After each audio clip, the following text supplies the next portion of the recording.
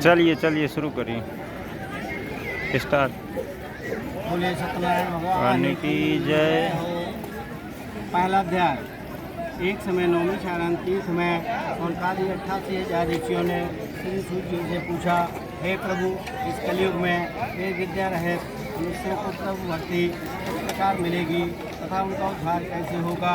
इसलिए हे मुनि श्रेष्ठ, कोई ऐसा तप कहिए जिससे थोड़े समय में पुण्य प्राप्त होवे तथा मनवांछित फल मिले। वह कथा सुनने की हमारी इच्छा है। सर्वशास्त्र ज्ञाता श्री सूर्य जी बोले, हे वैष्णव मैं पूज्य, आप सबने प्राणियों के हित की बात पूछी है।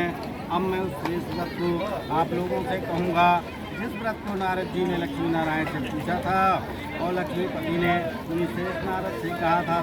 तो ध्यान से सुनो। एक समय योगी राज नारद जी दूसरों के हित की इच्छा से अनेक लोकों में घूमते हुए मृत्युलोक में आ पहुँचे।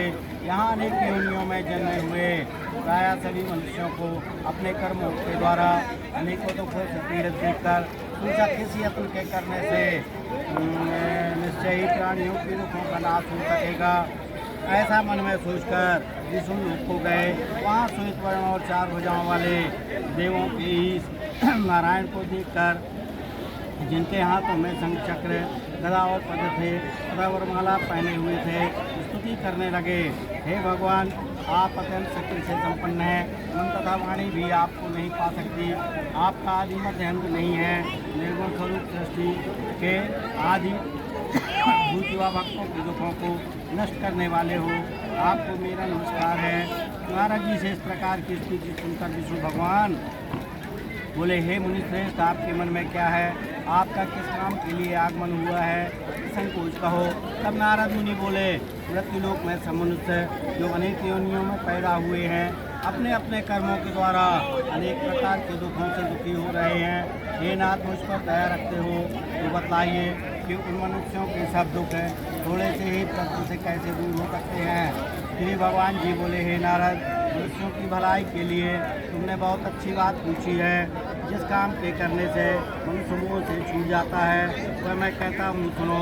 बहुत पुण्य देने वाला स्वर्ग तथा मृत्युलोक में दोनों में एक दुर्लभ उत्तम व्रत है।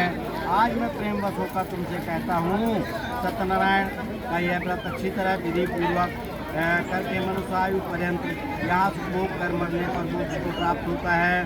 श्री भगवान के वचन सुनकर नारद मुनि बोले कि उस व्रत का क्या फल है, क्या विधान है और किसने यह व्रत किया है और किस दिन यह व्रत करना चाहिए, विस्तार से कहिए। भगवान बोले, दुख शोक आदि को दूर करने वाला, धन धान को बढ़ाने वाला, सौभाग्य तथा संतान को देने वाला, यह व्रत सब स्थानों पर विजयी बनाने वाला करने वाला है। भैया चारों तरफ की ले लीजिए ना, गंगा मैया की, और यही चालू है और इस तरफ की भी सबकी चालू। शाम के समय ब्राह्मणों और बंधुओं के साथ धर्मपरायण होकर भक्तिभाव से नैवेद्य केले का फल भाव में था टीका चूर्ण शक्कर तथा गुड़ ले और सब भक्षण युक्त पदार्थ जमा करा के भगवान को अर्पण कर देवे तथा बंधुओं सहित ब्राह्मणों को भोजन करावे। पश्चात स्वयं भोजन करे। व्रत गीत आदि का आचरण कर सत्यनारायण भगवान का स्मरण करता हुआ समय व्यतीत करे। इस तरह व्रत करने पर मनुष्य की इच्छा निश्चय पूरी होती है।